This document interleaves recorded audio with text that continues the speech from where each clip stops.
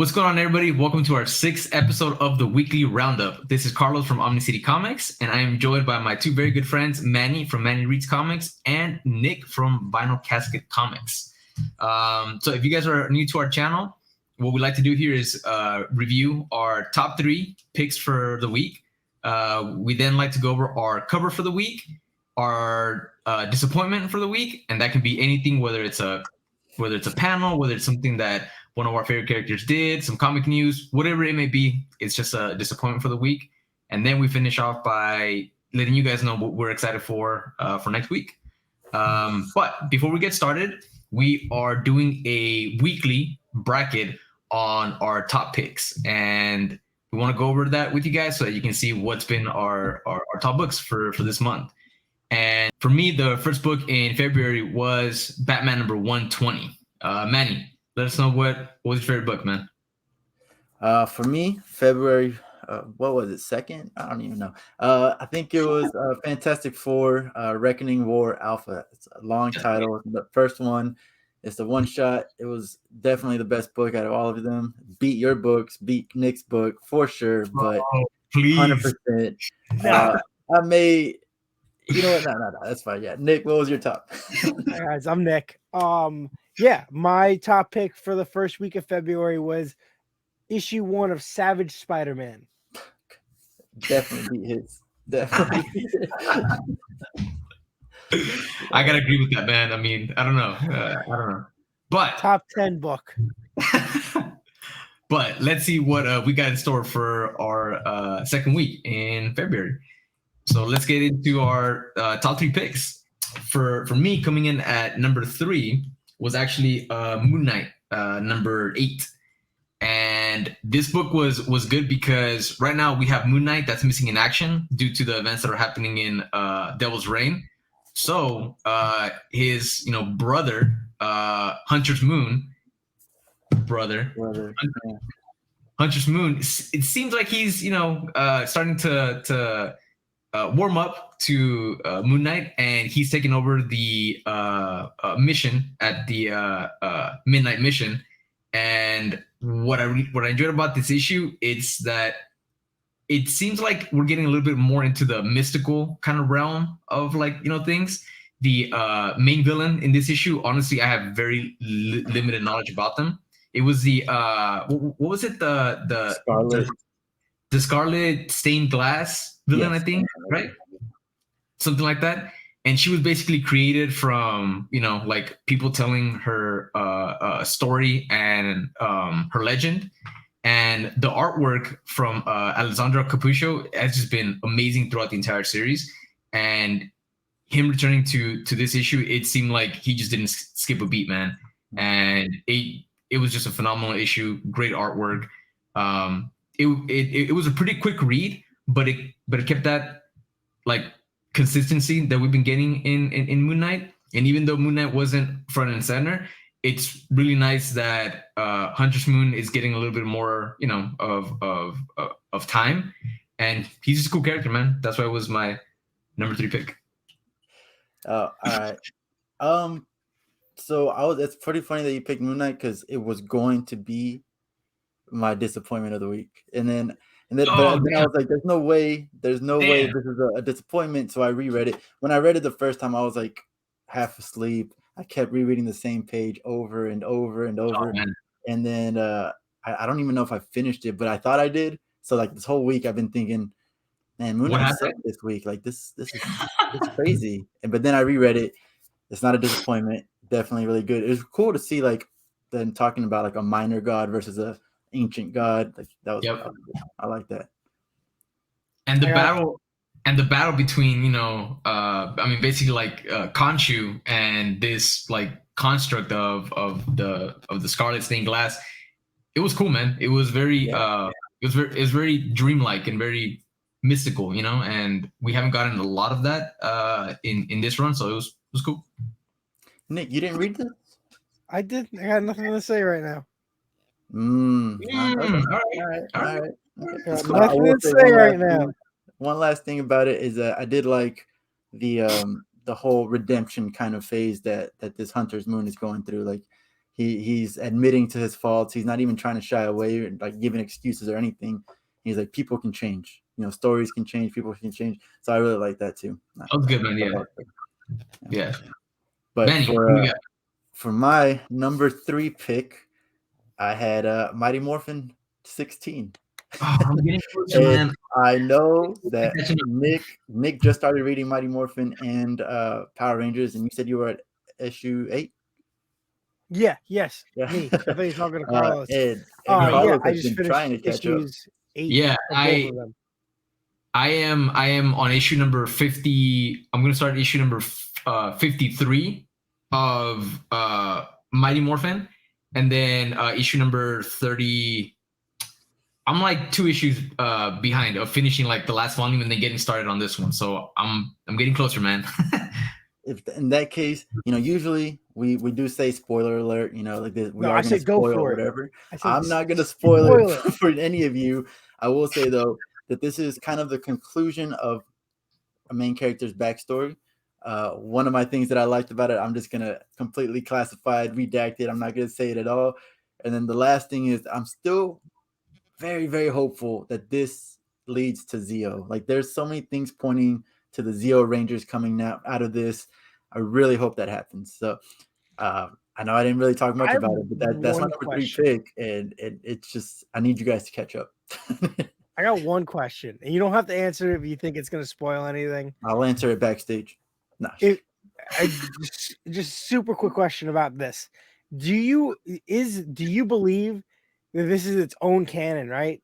Is like, because I've noticed that they reference things that like I wouldn't have thought existed at that time period that's happening. Mm-hmm. So as I'm reading through, did you read Shattered Grid? Yes. Oh, I know what happens. Okay. So in that case, my answer is basically after Shattered Grid, everything that we know, all the TV show stuff that happened doesn't exist.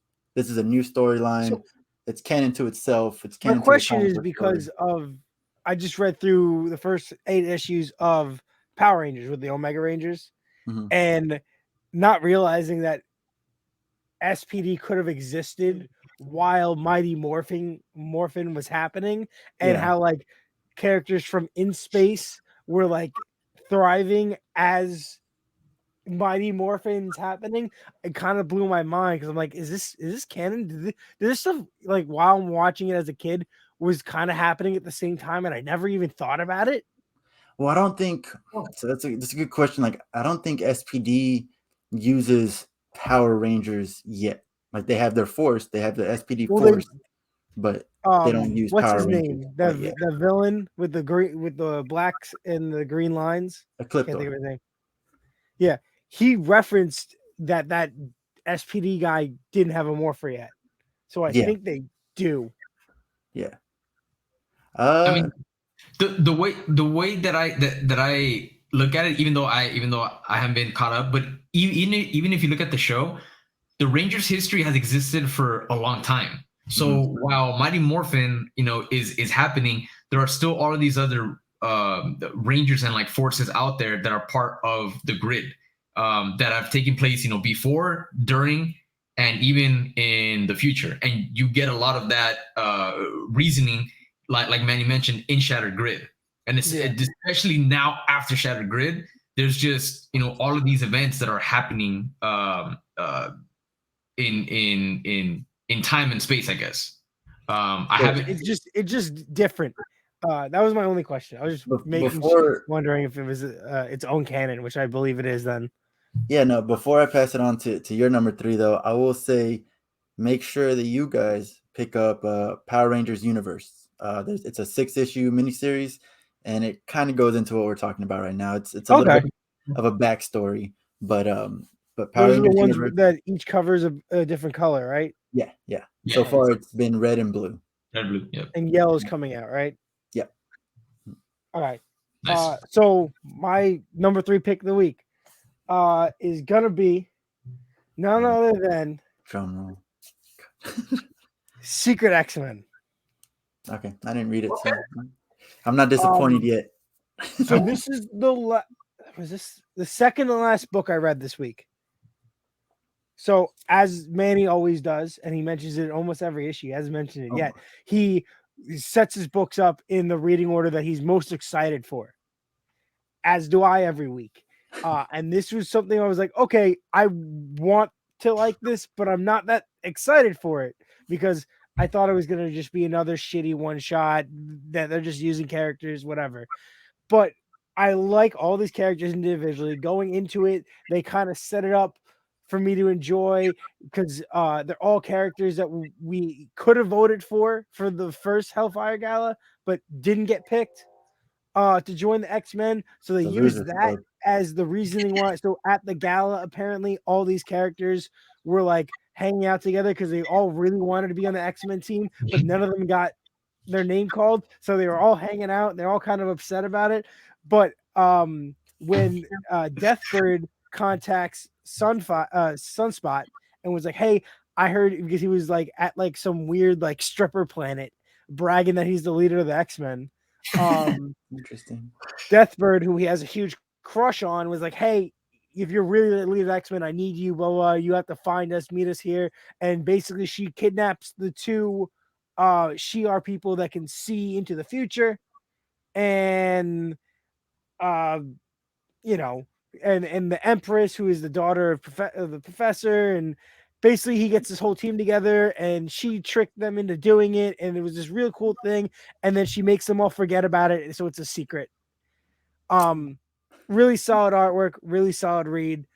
It just sucks that it doesn't seem like there's going to be anything coming out of this, and I would love to see this team way more often. So it sounds like they just created their own little B team. Yeah. Yeah, and it was fun. It was Strong Guy and Armor and Sunspot and Cannonball, Marrow, Boom Boom, Banshee, Tempo, and Forge. And they got brand new costumes, matching costumes for this issue. That's cool, man. And it was really cool. I'm actually picking up the first issue, but there was some books. Only one issue, from what I know. So it's gonna be a one shot. I thought it was gonna be. From what I thought, from what I saw, I didn't see anything solicited after this. Oh shit. My shop got a couple books. Sorry, my shop did not get a couple of books that are like scattered here and there, and that was one of them. But I am gonna pick it up. It sounds fun, man. Hopefully there is a couple more issues. It's a one shot. There's nothing else. Ah, damn. Still though, it sounds pretty cool. Looking forward to it. Eventually we get something else out of it. It was a really cool team. It really was. Nice, man. All right, Carlos. What's your number 2 pick of the week? So my number 2 pick for the week, and I think that Manny's gonna be happy about this one, or who knows, he might actually surprise us and say that this is his disappointment of the week. But it's Seven Secrets number 14. Good job. My second pick of the week, and you know what? It was actually my top pick for the week up until the very end. Up until obviously I read the book that is going to be my number 1 pick. The wrong choice. Well, you know, but things are starting to really heat up, man. I mean, you know what? I feel like every issue we've said that things just start building up and getting crazier and crazier, but dude, they really are just getting more intense and more intense. And I feel like this issue just has really brought all the crazy events that are happening to almost its climax. And I feel like issue number 15, I don't see how it can get any more, insane, but it is Tom Taylor, who knows? Definitely. Yeah, but in this issue though, Kanto and oh my god, Amon, yeah, I always forget his name. In this issue, Kanto and Amon just make their, I'm gonna say betrayal in quotation marks, because it seems like they might be on the right side of things, or they're maybe not necessarily as evil as they may be, right?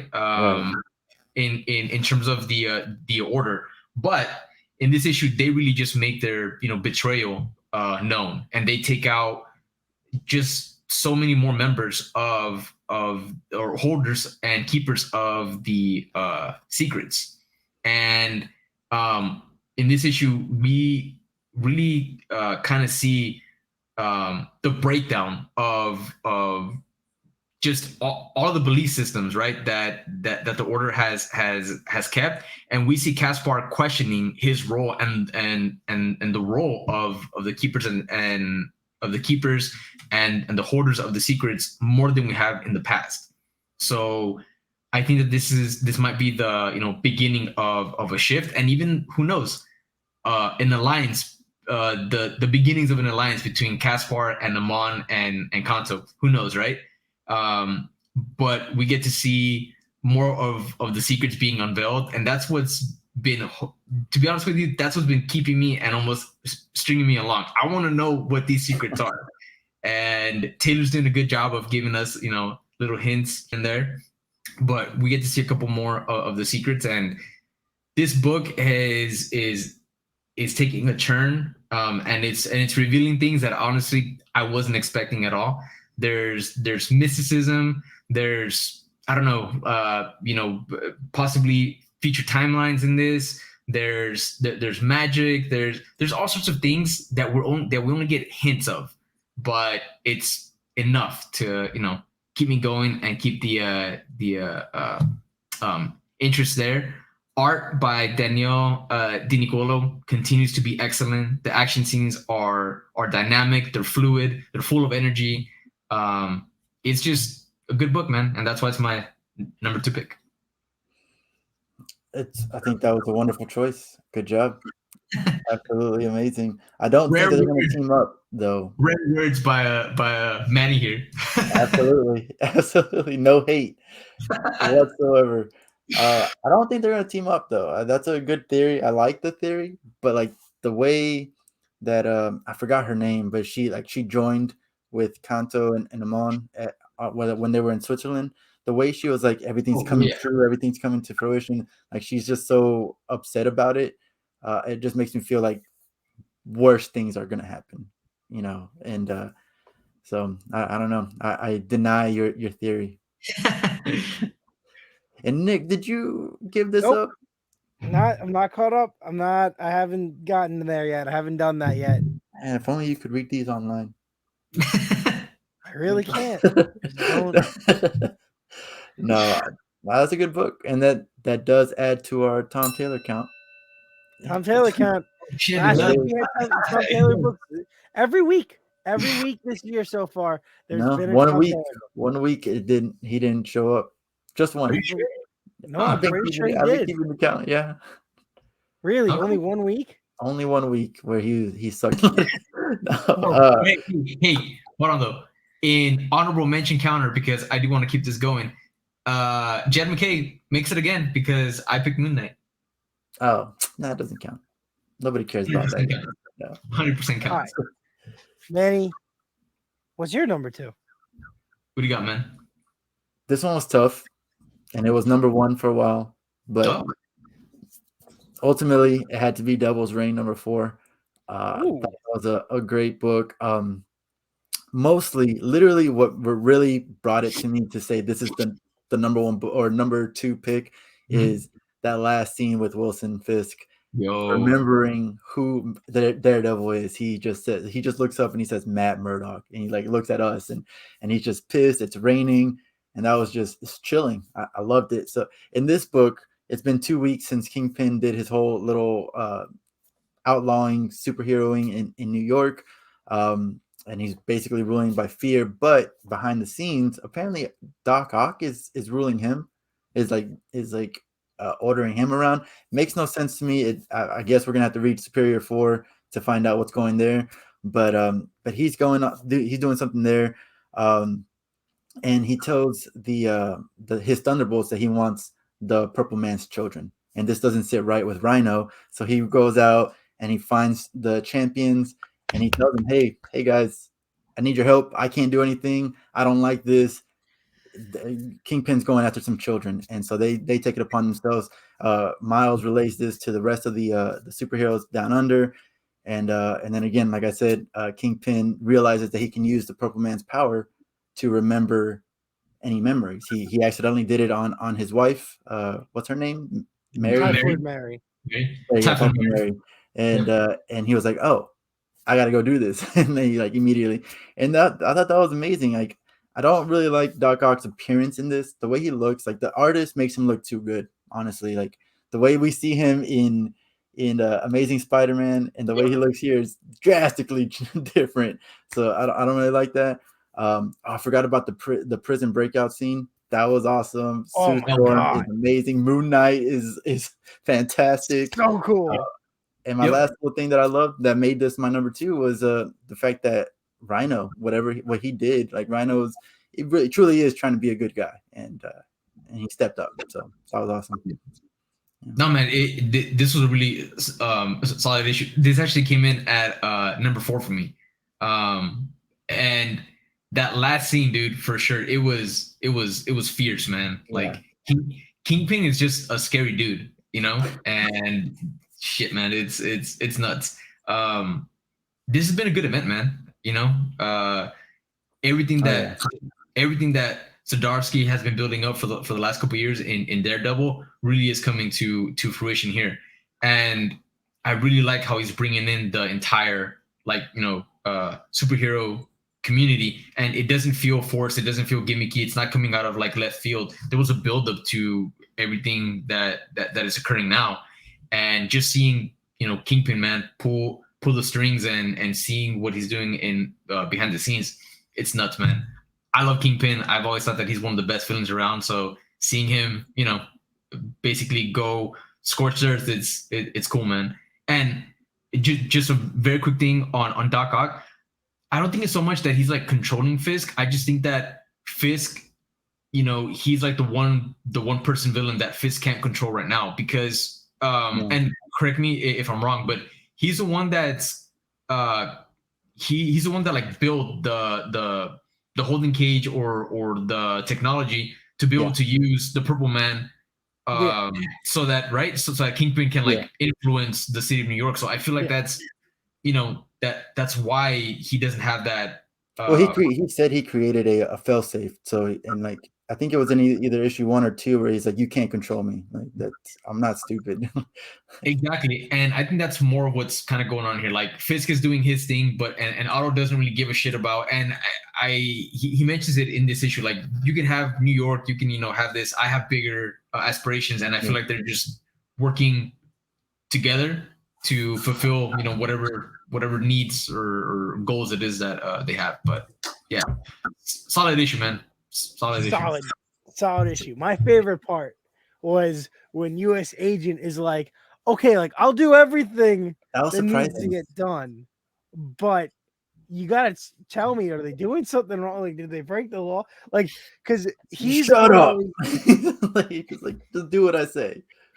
He's one of those characters which could be completely a villain or be the best hero possible, but like he only has this one fixation of like following orders and like serving justice, but like the justice that is given to him is like laid down in front of him can be the worst thing ever, but because that's what is now envisioned as justice is, and he's like questioning himself, but he's like being told like no, just keep going, and then Rhino's like no, you're not gonna trick me. Like, I'm not gonna say anything here, but I'm gonna bring it up later. Like that was interesting too. But I'm pretty sure it's the children are the reason why he couldn't remember, right? Yeah. The children are the ones that made everybody forget who Daredevil was. Yeah. Gonna be interesting. Interesting. All the tie-ins have been really good. Yep. Oh yeah. For sure. Nick, what do you got, man? I'm ready to piss some people off. My number 2 pick of the week is issue 10 of Batcat. This is a surprise, man. Like, so this is the last book I read this week. There's no way you can even try to lie your way into saying why. Did you guys both read it? I read it. I have not been reading Batcat at all, man. Okay. I thought you were. No, he knows to stay away. So the moment that made me decide that this was my number 2 pick of the week was, first off, artwork throughout this whole issue was really good. Solid artwork. I like the way Tom King has been able to make it go 2 timelines parallel to each other, one in the past, one in the future, one in the present, well, in the future of what we now know. But like the dialogue will be continuing and then will flow into a scene from the past into the future, but will connect into that future conversation somehow. And I think it's almost seamless and so fluid how he's able to do these back and forth through these very 40 year time difference and make it feel like it's happening at the same time is really interesting. And that's why I picked it. But the scene that made me decide, holy crap, was when when Joker is like, "Oh, you think you're better than me and the Riddler and Penguin because you fucked the Batman." Well, I could fuck the Batman. He'd probably like it more. I could satisfy him. Dude. No way that was it the happened. I am like bashing my head against the wall right now. But it happened. Out of all the scenes in this book, out of all the scenes in this book, that's where you were like, oh yeah, it's number 2. They went there, and she was like, Catwoman's like, do you realize what ridiculous shit you just said out loud? Like in the book, dude. Great. Tom King just moved up into my top 5 writers of all time. I've hated on him a lot, but that being able to say that, I know it's a Black Label, so it makes a little bit more sense. But that was like, holy crap. Also, the revolution that she came, that Joker hasn't been crazy this whole time, and this has just been all of a game, and he's not insane. That's nothing new. We've heard that before. But with that scene, chef's kiss. Do you truly believe that this is Catwoman? This is true to her character as you know her? Yeah. She hovers on that moral line. I'm crying inside. You liked it. You know what? You liked it. That's your book. I enjoyed it. I've been enjoying this entire run. Okay. Stop. We're 10 issues in. Each issue has to do with almost like a Christmas song. Yo, 10 issues. How many issues is it? Like 12.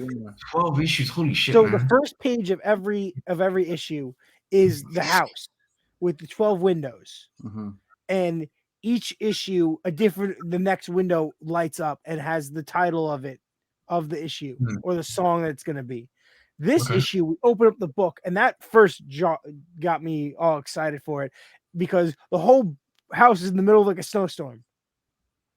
And you only get to see really the 10th window lit up. I will say that those first scenes are the best part of the book. Literally just looking at a house. It's a good thing. And the gym, I've gotten all 10 Jim Lee covers so far. It's really cool. It's gonna be a really cool set in my collection. And yeah, I don't think there's anything wrong with it. I enjoy it every week, but this was one where I was like, oh, that's really cool. And the relationship between her daughter and her is really it's interesting. I think it's interesting. It's different, and I enjoy it. For you, Carlos, basically, like the daughter grew up very much, daddy's little girl. She became Batman or Batwoman, and I don't know if they've actually set her title yet, so I don't know. I don't think so. But so she's just very much on the side of justice, and it's very, very Bruce Wayne like. And in this story, Catwoman killed Joker, in the future. And, shit. Their present timeline is our future. That's what Nick was saying. And so now, her daughter's like, you killed Joker. I need to bring you in. And in this issue specifically. And in this, 60, 70, 80-year-old Catwoman takes down. She already got arrested and then she broke out. It's just too over the top. You know what? I will say this: when I hear what the premise is of Batman, exactly, of Batman Catwoman, and every time that I hear like the rundown and what the plot line is, dude, it sounds really interesting. It sounds like something that I want to read. But it's the opposite of Tom King. Like, but the few panels, you know, that I've seen and that have been shared, it just takes me back to his Batman run, and I don't know, man. I'm gonna make a video. It's just gonna show all these panels that throw me away from it, and it's just I'm not even gonna talk in the video. It's just gonna be like, look at Batman Catwoman and why you should not read it. I don't know. It was good. All right, let's stop ragging on me and my taste. Carlos, what's your pick of the week? All right, to finish it off, my pick of the week is Radiant Black number 12. Dude, origin story. An origin story. And look, I know that it's like a break in the main storyline, and that can hinder, you know, the pacing and the buildup of what's happening in the main storyline. But it's always done. You know, you eventually get an issue or an episode in a TV show or a scene in a movie where you start getting the origin stories in the background of characters, right? What I really like about this issue and why it was my number one pick is because there was a lot of backstory and a lot of character development in one issue, and pretty much everything that you need to know about Radiant Pink, Eva, you get from this issue. You don't, you know, go through years of her life to really understand her or get a sense of who she is. You just need one issue. And you get that here. Basically, Radiant Pink is a streamer. She, you know, makes a living from being either, you know, a podcaster, YouTuber, all of that stuff, right? And I really like the depiction of what a streamer's life, you know, is, and how hectic it can be, and how it's filled, you know, with success, but failure can be right around the corner. And she's facing a lot of the, you know, pressures from the people that, you know, want to see her stream, but it starts hurting her personal relationships, and she's just exhausted, you know. And she's kind of battling with what the meaning of her life, you know, really is, and what she's supposed to be doing in life. A lot of like we see the other characters in Radiant Black. And we also get an origin into how Eva met Radiant Yellow, Wendell. And there's just like funny scenes, man. The writing is great. It's great dialogue, and it takes me back to that very first issue of Radiant Black. And it was good, man. I really like Radiant Pink, and I like the backstories that all of these characters are getting, because there's nothing fantastic and there's nothing fantastical about them. They really are just regular people that end up, you know, coming into contact and possession of something extraordinary, right? Which are the Radiant Spheres. And it's, you know, just seeing normal people that I think that a lot of us can relate to, and that have, you know, everyday problems become superheroes. And we get that origin story here. The artwork was really good, man. The artist, French Carlo Magno. Gotta be honest, I've never heard of this artist. I don't think that I've ever seen anything or read anything with his art, but it was good, man. Very, very, very bright, very energetic, great facial expressions. You get a lot of emotion from the characters that are involved. It's just a good issue, man. You know, and I think that it's a good intermission before we get the beginning of Supermassive, which is going to be the Radiant Black crossover with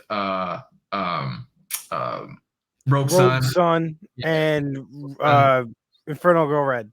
Infernal Girl Red. So, you know, I think that it's a good, like I said, intermission before we get, you know, that huge next story. But that's why it's my number one pick. My number one pick, man. Radiant Black and the universe has been great. So, yep. This one was just boring. I'm not gonna lie. I hate you. You have no.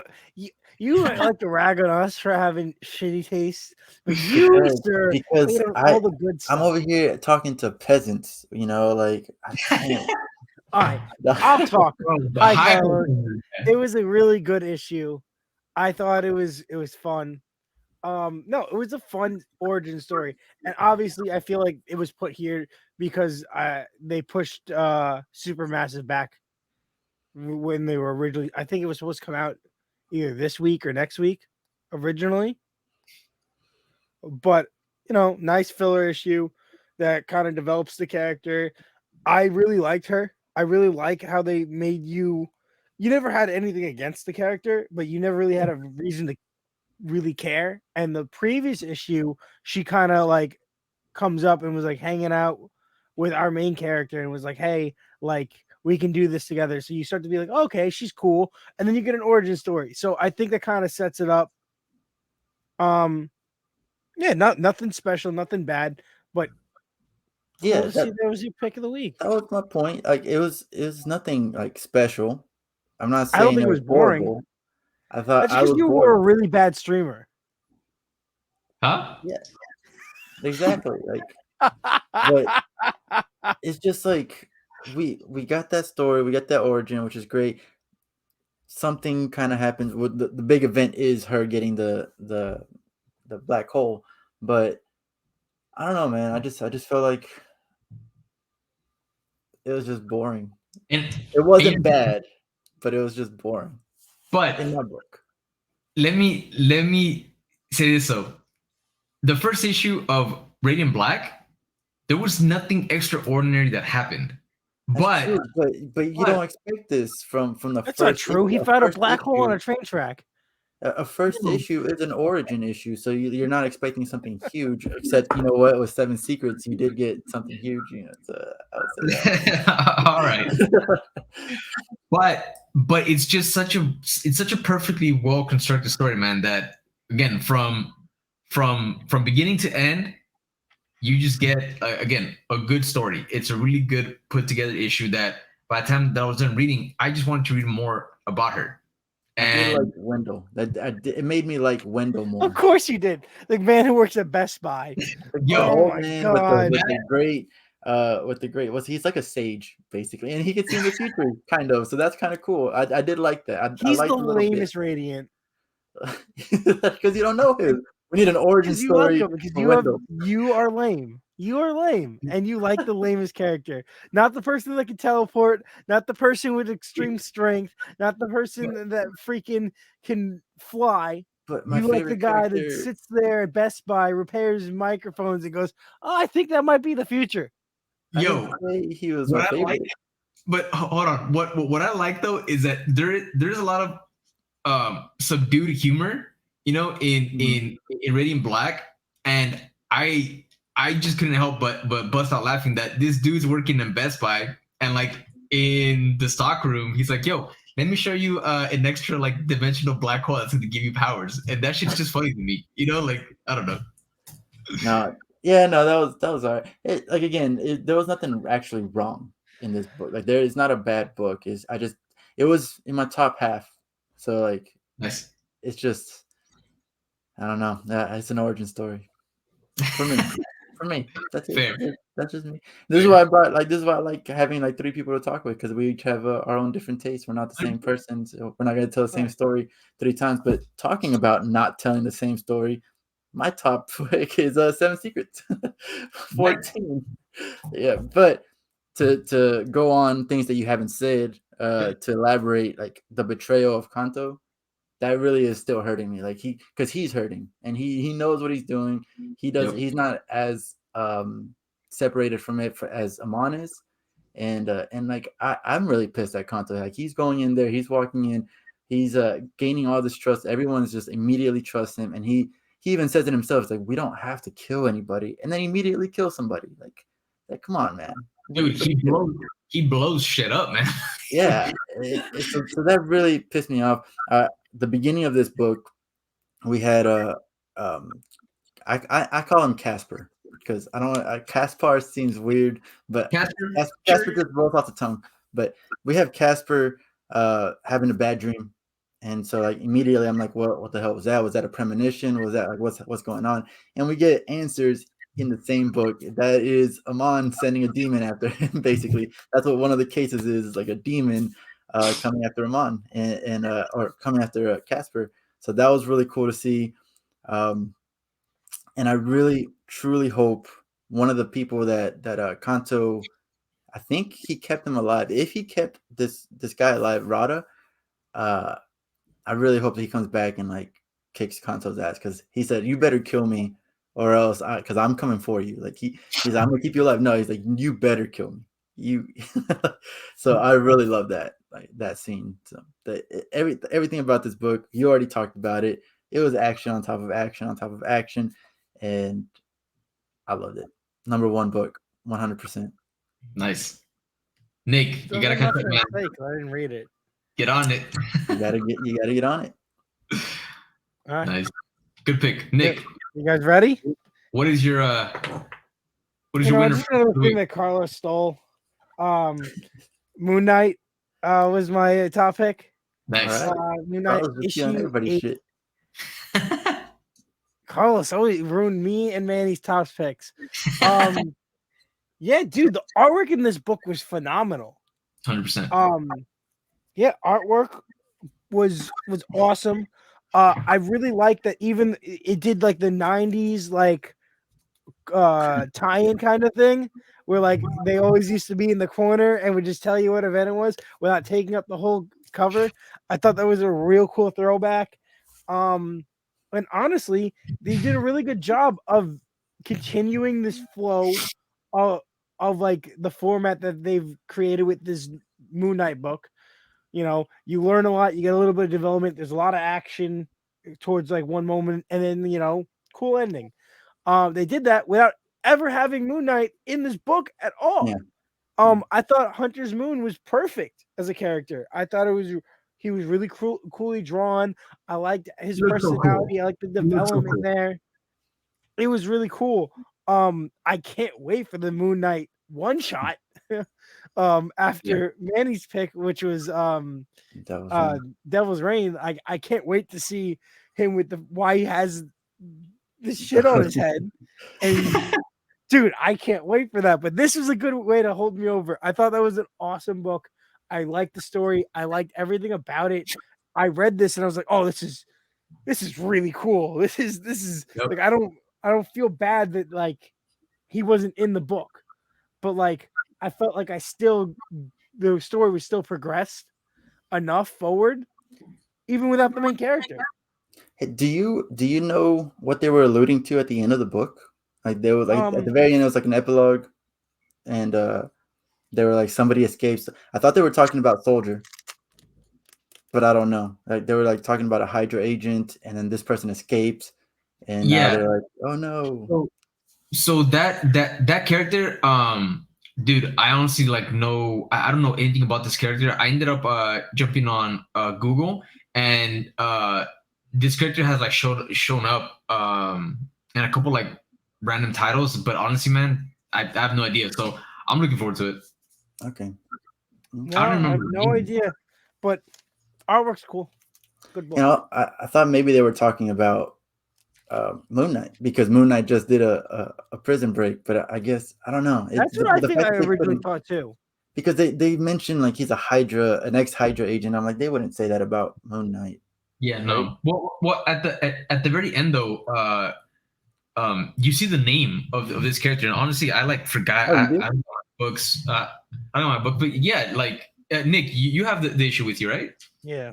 Like if you open to the last page, the name on the door or whatever it is there, like on the very last page. If you look closer. I told you I was half asleep and I read it. So you were asleep. What's the name again, Nick? I'm getting to it. Rutherford Winter. Yeah. Yeah. All I saw was Ravencroft. Yeah, but who knows, man? Okay. It's another Carnage clone. All right. Yeah, that was my pick of the week. So let's move on to disappointing moments. Yes. So my disappointment moment is, it's not because I'm not looking forward and I'm not and that I'm not excited for the storyline. It's more of another like world-ending event, and it's the announcement of Dark Crisis, which is basically gonna tie into like the death of Justice League, right? And no more crisis. No more crisis. no more crisis, man. Like, Jesus Christ, it's That's another. what was my favorite thing about Dark Knight's Death Metal was it was a crisis event without being a crisis event. And from my understanding, wasn't like the ending of Death Metal supposed to kind of, right? It's like no more crisis. But now we're like we're being told that behind all of this insane like world-ending events and crisis level threats, there's something even bigger that's been behind all of these, crisis events, and it's the Great Darkness or what, right? Or something like Rising that. Darkness. Something something like that. Sounds like a bunch of hullabaloo. And I don't know, man. It's just one of those, again, like we're gonna get what, like 6, 7, 8 months maybe of like tie-ins of all of these issues of all of this shit, and I don't know, man. It's just I'm like excited / disappointed that we're just raising the stakes even more, man. And it's like what else is like after this, so I don't know. I am excited that we are going to be getting a spotlight on more B-list characters, I guess, or the characters that were originally supposed to be part of the, what was it, the 5G initiative or something like that. And 5G. Yeah, and like it ended up turning into Infinite Frontier. Yeah, Infinite Frontier. And some characters ended up getting their own books and some spotlight. Some of them didn't. It's been kind of I don't know, scattered. So I'm excited that we're going to be getting, again, like I mentioned, a spotlight on new characters. I'm just not excited for another not just world-ending event, but multiversal crisis level threat. So I don't know, man. We'll see how it goes. I could be proved wrong, but that's my disappointment for the week. And I am gonna give it a shot. I am gonna give it the. I'm definitely reading it. Yeah. It comes down from me. But yeah, man. That's for me. Manny, anything for you this week? So surprise! It's a second week with no disappointments. Honestly, that's what I wanted to say, but then I heard Batman, Catwoman on somebody's top list. And it's a little disappointing. Moving on, though. Nick, I'm your disappointment of the week. Not you. You're not my disappointment. Your choices. I'm not mad at you. I'm just disappointed. All right, we're just gonna move on to Nick's disappointment of the week. My disappointment of the week is gonna shock you guys. Okay, I'm gonna show you the issue, and then I'm gonna tell you why it's my disappointment of the week. And it's not necessarily because it's bad. It's because the whole series main line isn't as good as a 0.5 point Bay issue that had nothing to do with the main character, but was better than every issue I've read in the last I wouldn't say every 2 months. But you got a good point, though. For real, like it was. Why is this? First off, this should have been its own little mini series. It should have been a one shot or whatever they're gonna do with this. It was actually enjoyable. It was really good. It was good, man. It was deserving of its own kind of one shot, not to be thrown into the SpiderMan title for no reason, be better than the issue that came up before it, and now just be left in the dust for whenever they want to rehash. I think they're setting up a mini with that. I hope so, because we didn't get Prodigy, but I really wanted to see Prodigy. Ricochet was awesome, but that was my disappointment, was that when I read this at the end, I was so upset with how the Beyond storyline has been after being so excited for it that this one-shot side story that has nothing to do with any of the main characters got me so excited. And then I realized what title it was and realized that I'm not excited for the next issue. And that was the disappointing moment of my week. Yeah, that makes sense. When I realized that what they're going to consider a side story that really doesn't matter was better than everything else they put in. Okay. Why is Ricochet trying to be Robin? He's not. It's a little bit. How? A little bit. Did you not see the huge R that looks just like Robin's? Like no, but font off, is. Who didn't create that costume? That costume was created by Peter Parker. Okay. So Peter Parker reads DC Comics. Cool. The R stands for Ricochet. But moving on to something, hopefully a little bit more positive, a little bit more, fun. Our favorite covers for the week.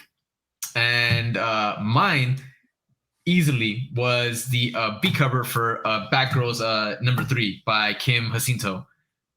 Just hey. I third that. What? 100%. That was the best cover all week. And I really wanted Peach Momoko's New Mutants 24 variant to be, and it was there. And then when I saw this, I was like, nope, it's still Peach Momoko. And this morning, I looked at both of them like, it's fucking Batgirls. Like it's Batgirls is beautiful. Like so, it's just a fun cover. It's just a fun cover, man. It's so good. And you would think that giant hand in the front would be jarring. No, because of the proportions, but it's not. It's actually just really cool. It's like action. Like it's just an action scene. Yeah. Yep. And I know that we mentioned it a couple of times, but it's every week, man. Every week, I have to give props to DC's cardstock cover price B covers, man. Oh, well, no, sorry, $1 more. But yeah, dude, their cardstock $1 more, you're getting so much more. Yeah. You're getting just so much more, man. Like fantastic art, fantastic artist, and just a quality put together book, man. That cardstock is just beautiful, and I gotta keep on giving props to DC, man. They do ratios. You have your ratio variants, but for the most part, you're getting some dope variants, man, for a great price. And this, covers like this is why they always even the Joker cover this week. I'm honestly surprised you didn't choose the Joker cover this week. No, I didn't think it was that great, but the quality of it, is better than any A cover. It looks pretty cool though, I gotta say. They just give you they give you artwork that is you would want to hang on your wall.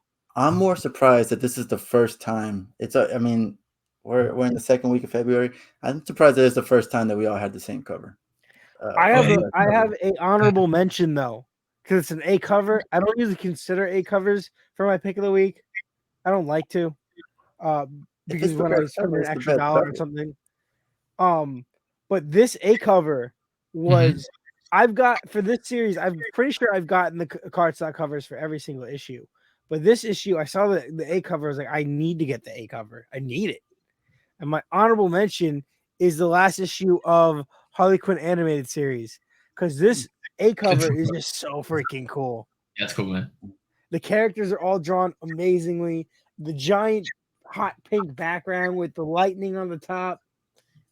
Really cool cover. What are you laughing about? I swear that it's starting to come off a little scripted, like if we're doing this on purpose. But I looked at the B cover for that specific issue at the shop on Thursday, and I was like, this is a beautiful cover. And I looked at the A cover, I was like, nah, this is definitely better than the A cover. Like I am not shitting you. It's exactly what I said at the shop. And it started to come off like we're scripting this, but we're not. We're not. I hate you. They're both good covers. I'm not hating on the A cover. I'm not hating on it. But the B cover is better. I've gotten all the B covers. Yeah, I've gotten all the B covers. But this was the one issue I saw, and I was like, maybe it's the hot pink background with all the contrast of the different characters. it was just really cool, especially because the B cover doesn't usually portray them in their animated forms. Yep. Well, I was gonna ask, I just like the animated characters drawn on them. Have all the B covers been the same artist, or have they been different artists every time? I believe usually they do that. No, they've been different artists. Okay. Yeah. But yeah, man, damn, nice. Like first week that we're all in agreement. Yep. For once. I know. But let's continue with more positive notes and let you guys know what we are excited for next week. Mm-hmm. And for me, for sure, the book that I'm most excited for is Supergirl Woman of Tomorrow #8. Because this is the finale, man. I've made no secret that this has been one of the most of all time, one of the most beautiful and one of the most well put together books, man. And it's Tom King, dude. I give him praise when he deserves it, and the dude fucking deserves it for this book, man. So you guys gotta start giving him praise, dude. Enough for that. Calm it down. Stuff, man. Get that off the screen. But yeah, that's the book that I am most excited for. And just very quickly, the other two books that I'm very excited for as well is Primordial and Animal Castle. Just because those books have been very, very just excellent, man. So yep. What about you, man? I'm pretty excited about everything, honestly, that's coming out. You know what? Especially Amazing Spider-Man 89. I wasn't excited until really 3 minutes ago. I don't know why, but if I had to choose, honestly, what I'm looking forward to is Power Rangers 16, because it's coming to the end of this current storyline. But before I say the rest of my stuff, Nick, what are you looking forward to? So if you guys don't know, which you should know because I am the most important person on the show, next week is my birthday. So I'm very excited to have a pretty solid week. I'm most looking forward to Donny Cates issue 4 of Hulk and Tom Taylor's Nightwing issue 89. Also, obviously, Primordial and Strange Academy and Flash, bro, and Turtles. Turtles is coming out. He's just naming his whole list now. I only got 9 books, so. Yeah, I mean, you know what though? Honestly, I am excited about everything that is coming out. Great. Great stuff coming out. I'm not excited for 2 weeks from now. You'll hear that when we talk about it. When we're all poor and broke. No, what's the furthest place from here is the other one that I'm really looking forward to. It's just a mystery, and I don't know what's going on, and I want to find out. I want to get into that, but I can't find issue 1 anywhere. Online. No, I want to own it. Gotta own it. Yeah. Because then when I get tired of it in a year from now, I can sell it. But yeah, honestly, I think that we just had good weeks, man, and overall, this was another good week. Be tough on the bracket. Yeah, man. I think that although I do think that the next 2 weeks there's so much stuff coming out, man, that I think that it's gonna really turn everything on its side, man, because there's just so much good stuff coming out. But for everybody, Devil's Reign is gonna kick it real hard. For sure, man. But for everybody that's watching, do us a favor, give us a like, follow us on YouTube, on Instagram. We love to talk comics. Please share your favorite books, your top 3, your favorite covers, any disappointment that you had, anything that you may be excited for, and let us know as well if there's something that we're not reading, something that you guys didn't see come up. Let us know why, and we'll be sure to check it out. As you can tell, I'm more than happy to debate. So yeah, absolutely. But yeah, guys, thank you for watching. It's been another week of the weekly roundup, and we'll catch you guys next episode. Take care, everybody.